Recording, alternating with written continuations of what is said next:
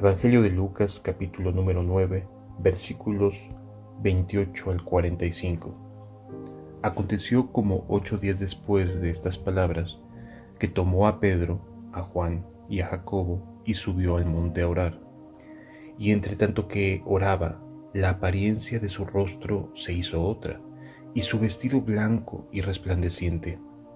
Y he aquí dos varones que hablaban con él, los cuales eran Moisés y Elías, quienes aparecieron rodeados de la gloria y hablaban de su partida, que iba Jesús a cumplir en Jerusalén. Y Pedro y los que estaban con él estaban rendidos de sueño, mas permaneciendo despiertos vieron la gloria de Jesús y a los dos varones que estaban con él. Y sucedió que apartándose ellos de él, Pedro dijo a Jesús: Maestro, bueno es para nosotros que estemos aquí, y hagamos 3 enramadas, una para ti, una para Moisés y una para Elías, no sabiendo lo que decía. Mientras él decía esto, vino una nube que los cubrió, y tuvieron temor al entrar en la nube. Y vino una voz desde la nube que decía: Este es mi Hijo amado, a él oíd. Y cuando cesó la voz, Jesús fue hallado solo, y ellos callaron y por aquellos días no dijeron nada a nadie de lo que habían visto. Al día siguiente, cuando descendieron del monte, una gran multitud les salió al encuentro. Y he aquí un hombre de la multitud clamó diciendo: Maestro, te ruego que veas a mi hijo, pues es el único que tengo. Y sucede que un espíritu le toma y de repente da voces y le sacude con violencia y le hace echar espuma, y estropeándole a duras penas se aparta de él. Y rogué a tus discípulos que le echasen fuera, y no pudieron. Respondiendo Jesús dijo: Oh generación incrédula y perversa, ¿hasta cuándo he de estar con vosotros y os he de soportar? Traed acá a tu hijo. Y mientras se acercaba el muchacho, el demonio le derribó y le sacudió con violencia, pero Jesús reprendió al espíritu inmundo y sanó al muchacho, y se lo devolvió a su padre. Y todos se admiraban de la grandeza de Dios, y maravillándose todos de todas las cosas que hacía, dijo a sus discípulos: haced que os penetren bien en los oídos estas palabras, porque acontecerá que el Hijo del Hombre será entregado en manos de hombres. Mas ellos no entendían estas palabras, pues les estaban veladas, para que no las entendiesen, y temían preguntarle sobre esas palabras. En este punto Jesús nos permite entrar aún más en su círculo íntimo, en estos 3 varones que, por las razones que Jesús haya tenido, eran los que normalmente Jesús convocaba para ser testigos de sus oraciones personales. Había momentos en los cuales Jesús, de manera totalmente sola, se apartaba y se aislaba para orar. Pero la Biblia nos deja ver, a través de los evangelios, otros momentos en los cuales Jesús quiere que estos 3 discípulos particularmente sean testigos de la forma y de los momentos que pasa con Dios en oración. Y esto me habla acerca de que dentro de todos los amigos de los discípulos de Jesús, Él tiene particulares y muy especiales misiones para cada uno de nosotros. En este caso, nos encontramos ante Jesús llamando a 3 para que sean testigos de lo siguiente que vamos a narrar. Jesús sube al monte a orar. Sube con los 3, con Pedro, con Juan y con Jacobo. Y estando en el monte, sucede algo realmente fuera de toda idea humana. De momentos se aparecen en ese monte mientras Jesús ora, cambia su rostro, se transforma en ese momento, no que dejara de verse como humano, sino que la gloria de Dios transformó el cuerpo físico de Jesús, lo cambia a un aspecto, a una imagen más celestial, menos humana, en cuanto a la corrupción que podemos tener en estos cuerpos, y más celestial en cuanto a la gloria que nos espera a cada uno de nosotros, porque en ese momento también aparecen dos personajes, Moisés y Elías. Y los discípulos, estos tres, logran reconocer, no porque hubieran visto alguna vez a Elías y a Moisés, sino que el Espíritu en ese momento les testifica con quiénes está Jesús. Y entienden perfectamente no solo que son personas vivas, sino que además sus cuerpos están glorificados. Esto demuestra acerca de la resurrección. Y no solo eso, sino que nos hace saber que estos cuerpos están destinados a desaparecer, a destruirse, pero seremos distintos en el reino de los cielos. Moisés y Elías ya eran ciudadanos celestiales, y sus cuerpos y su imagen estaba rodeado de gloria, y Jesús estaba platicando con ellos. ¿Por qué Jesús les permite ver esto? Porque Jesús quiere impactar en los corazones acerca de la resurrección, de que vale la pena, que hay vida después de la muerte, que vale la pena renunciar a todo cuanto poseemos para seguir a Jesús, que vale la pena la aflicción, el negarnos a nosotros mismos, el tomar la cruz, vale la pena porque miren, están vivos, y no solo están vivos, sino tienen una gloria, tienen un resplandor, sus cuerpos han dejado de ser corruptos, han dejado de enfermarse, han dejado de morir, están vivos, están bien. Y estaban platicando con Jesús acerca de que había llegado el tiempo de que Jesús partiera de este mundo. Entonces, la imagen, el impacto que se quiere, que quería Jesús que tuvieran sus discípulos, en este caso estos tres, era que supieran y que testificaran que el reino de los cielos es verdadero, que seguir a Jesús vale la pena, porque hay vida en seguir a Jesús. Por eso, de momento dice que Pedro le propone a Jesús hacer 3 enramadas, como si lo terrenal pudiera alojar a lo celestial, porque no sabían lo que decían. Y entonces una nube desciende y los cubre, y ellos están ahí, están en la nube, una nube de la gloria de Jehová, una nube como la que estuvo con Moisés. Estaban estos 3 discípulos allí, en la nube como lo estaba con Moisés, y escuchan una voz que dice: este es mi Hijo amado, a él oíd. Qué imagen tan gloriosa, qué impacto en los corazones, cuánta necesidad de entender que no estamos jugando, somos cristianos, somos llamados a una gloria distinta.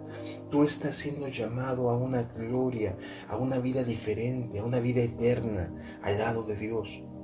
Es impactante entender esto. Había llegado el tiempo de que Jesús partiera, y Jesús quería encargarse de que tú y yo supiéramos que sí vale la pena seguirlo, que sí vale la pena seguir a sus palabras, sí vale la pena negarse a este mundo y andar detrás de él. Cuando la nube se aparta de ellos, Jesús está nuevamente solo, ahí, con la imagen física, la imagen terrenal. Qué contraste, ¿no? Y qué hermoso es saber que hay una diferencia entre lo que hoy en día vivimos a lo que estamos por vivir dentro de algunos años, cuando partamos de este mundo. Es como Dios diciéndonos con todo su consuelo, con todo su amor: vale la pena, hay vida, mis palabras son vida y son verdad. Amado hermano, a veces parecemos tan cortos en entender, tan lentos, tan torpes, que queremos resguardar nuestra vida aquí en la tierra. Queremos resguardar nuestros pensamientos, nuestras ideas, nuestra imagen terrenal, así como como si fuera realmente algo que pudiera prevalecer. No, mi hermano, no, mi hermana. La gloria de Dios está sobre cada uno de nosotros, y la imagen que Dios va a hacer de nosotros no es para nada semejante a la terrenal.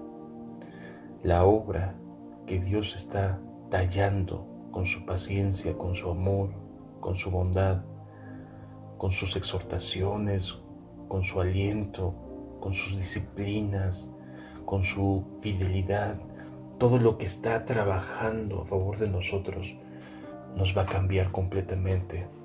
Vamos a ser seres del reino de los cielos, ciudadanos celestiales, con una imagen tallada por Dios, que nada tiene que ver con la imagen que nosotros deseamos guardar o aparentar, o siquiera que pudiéramos trabajar en una aparente imagen, en un aparente éxito o buenos créditos ante la gente, buen testimonio. No, mi hermano, lo que Dios está haciendo, lo que Dios va a hacer contigo, conmigo y con cualquiera que desee sincera y verdaderamente entregarse al reino de los cielos y su justicia, la vida que Dios ofrece, no va a tener comparación. Va a ser una imagen maravillosa. Nada que ver con todo esto. Aquí en la tierra nos tropezamos y nos caemos con mucha facilidad. Pero Dios con nosotros está tallándonos, está formándonos, está dándonos carácter, está cambiando nuestra forma de vida.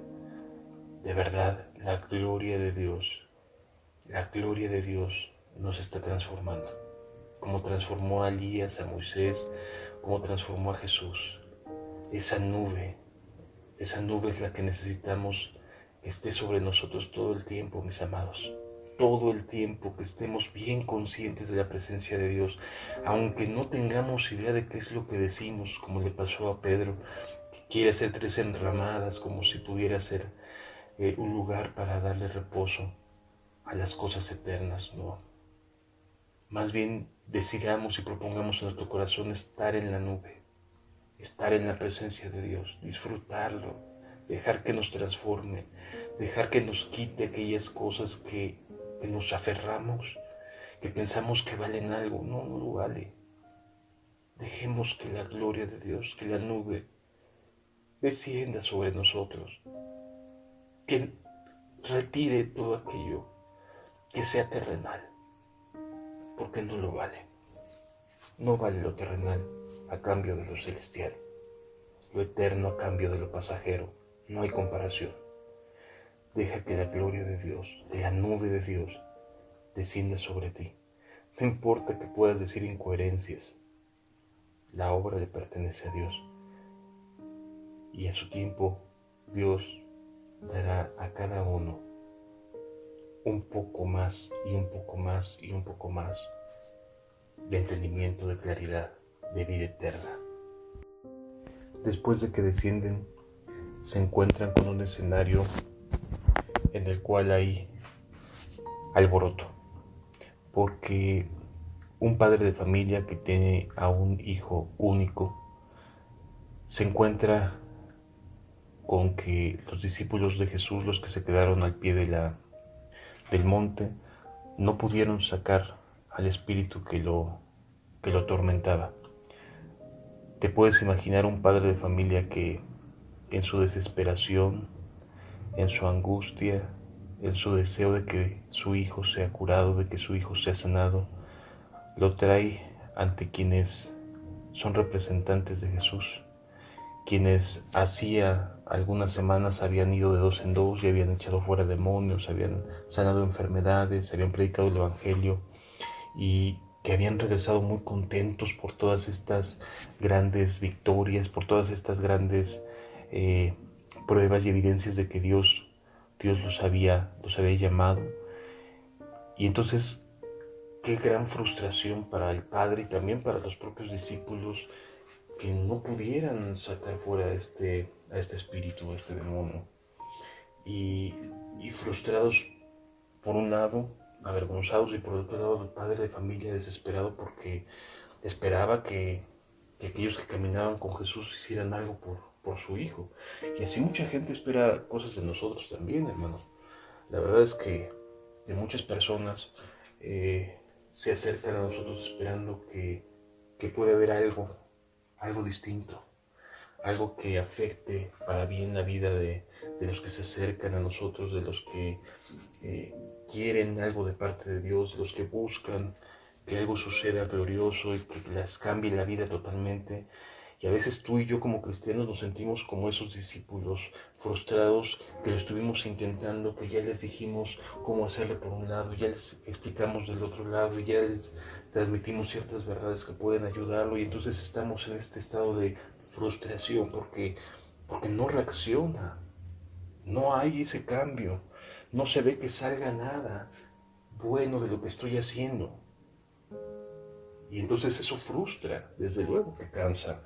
Y llega un momento que dices, Señor, yo no sirvo para esto, yo no sirvo para ser cristiano, yo no sirvo para hacer esto, yo no puedo entrar en tu reino porque, mire, lo intenté, me esforcé, le prediqué a esta almita de tal o cual forma y nada pasó, yo no sirvo para esto. Y entonces Jesús llega y les pega una regañada impresionante a los discípulos. Primero, echa fuera el espíritu y queda libre el muchacho, sano, y se lo regresa a su padre. Algo que era en el ministerio de Jesús habitual, algo que era normal que Jesús pudiera hacer, ¿no? Pero luego voltea, y este es el regaño para nosotros, hermano, porque a veces nos tiramos al piso diciendo, yo no sirvo para esto, no soy bueno para esto. Y hablo de que a mí también me ha pasado, ¿eh? No estoy diciendo que solo a otras personas les pasa y a mí no. Yo también he pasado por pensamientos en los cuales digo, Señor, aquí está mi toalla, yo no puedo, yo no sirvo para esto. Y entonces Jesús les reprocha de una manera muy específica que quisiera que prestáramos la atención debida. Lo que Jesús les dice, además de que les regaña fuertemente por su incredulidad, les dice de la siguiente manera, versículo 41, respondiendo Jesús dijo, oh generación incrédula y perversa, ¿hasta cuándo he de estar con vosotros y os he de soportar? Traed acá a tu hijo. En textos paralelos de Mateo, por ejemplo, nos enseña Jesús que aquí este tipo o este género de demonios, lo cual nos hace saber que hay distintos tipos de género demoníaco, que hay distintos niveles de poder dentro de las huestes celestiales, dentro de las huestes también demoníacas, de espíritus malignos, hay ciertos niveles de poder y de autoridad. Este en específico no sale sino con ayuno y oración, cosa que en este momento los discípulos no estaban practicando, porque como se los dijo Jesús a unos fariseos cuando trataron de acusar a sus discípulos de no ayunar, les contestó que no podían ayunar mientras el novio estaba en las bodas, ¿no? Pero el novio les sería quitado y entonces ayunarían. Bueno, en este momento los discípulos no habían practicado, no conocían las bendiciones ni la gracia que se genera cuando se ayuna. Por lo tanto, no tenían la capacidad, ni la fuerza, ni el poder para poder específicamente echar este tipo de género demoníaco. Porque sí pudieron cuando iban de dos en dos, estuvieron echando fuera demonios y sanando enfermedades.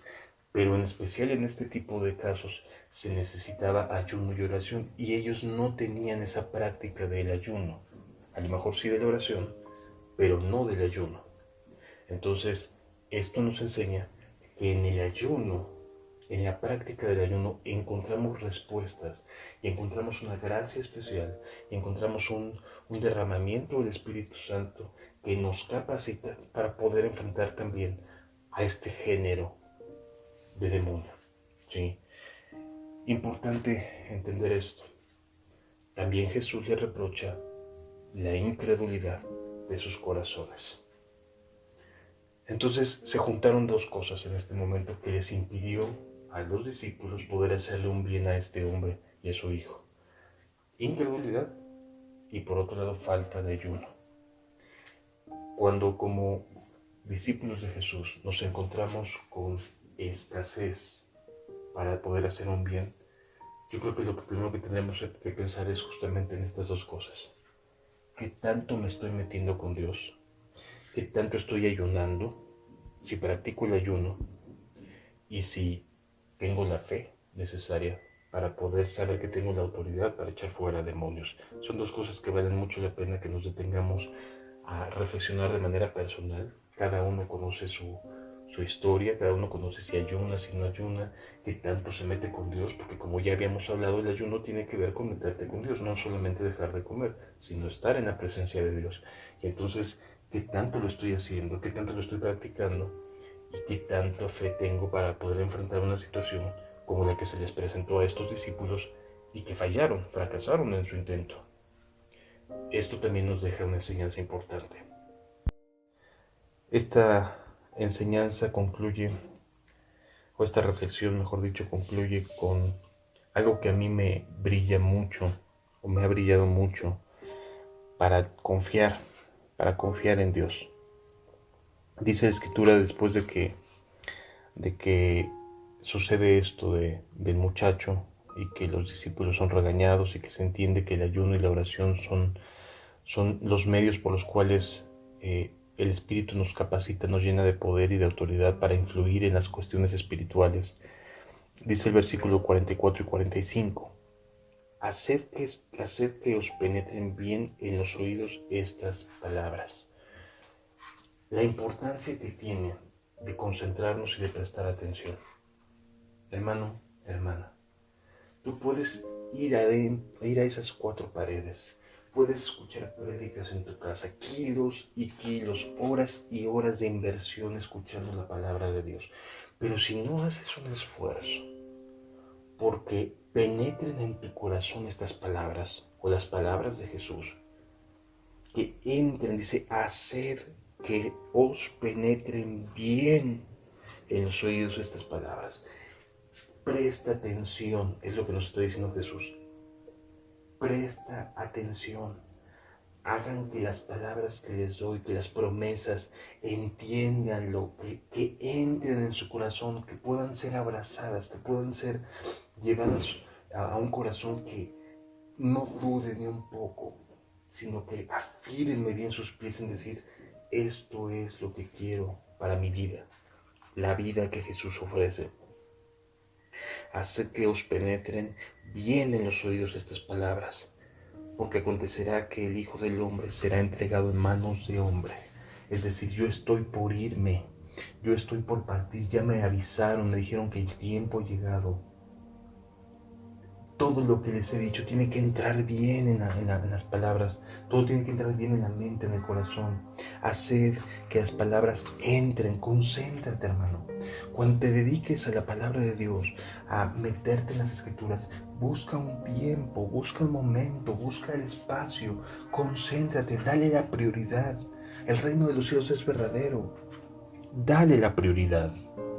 Entra bien en un momento en el cual puedas meter todo lo que te sea posible en tu mente, en tu corazón, que se siembre bien, que entre la semilla bien a fondo, porque va a dar, a su tiempo dará su fruto. Y luego el versículo 44 dice, el versículo 45, perdón, dice, mas ellos no entendían estas palabras, o sea, no estaban entrando lo suficientemente bien. Entonces, ¿qué es lo que Jesús les está pidiendo? Oye, concéntrate en las enseñanzas, yo me voy a ir. Yo voy a partir. Todo lo que han visto y oído, todo lo que han entendido, guárdenlo bien. Guárdenlo bien. Son como semillas que tienen que entrar en el corazón y mantenerse presentes. Y hermano, si de alguna manera somos torpes para poder aprender las cosas, si somos torpes, pues entonces me agarro un cuadernito y me pongo a escribir lo que entiendo y lo sigo entendiendo y lo sigo estudiando. No me quedo solamente con una explicación superficial, sino me sigo involucrando Me sigo metiendo, la semilla está ahí. Soy de buena tierra porque Jesús así me ha permitido serlo. Las semillas que entren en mi corazón van a dar fruto, pero necesito que mi actitud sea de alguien que se concentra bien, que se esfuerza, que le da prioridad a las cosas eternas. Por eso la Escritura dice: mas ellos, no entendiendo estas palabras, pues las estaban veladas para que no las entendiesen, y temían preguntar sobre esas palabras. Es decir, que los discípulos de Jesús tenían miedo de preguntar. Algo que de verdad te invito a que no dejes de hacer. Preguntar es muy saludable, pero si preguntamos con el ánimo de querer entender, no como quien tiene ya la respuesta y cree que tiene la razón, sino como quien quiere entender algo, quien quiere profundizar en algún aspecto. Esto es bien importante poderlo entender, hermanos. Tu actitud debe de ser de alguien a quien se esfuerce en poder dejar que la palabra de Dios entre sumamente clara en nuestros corazones. Que Dios te bendiga.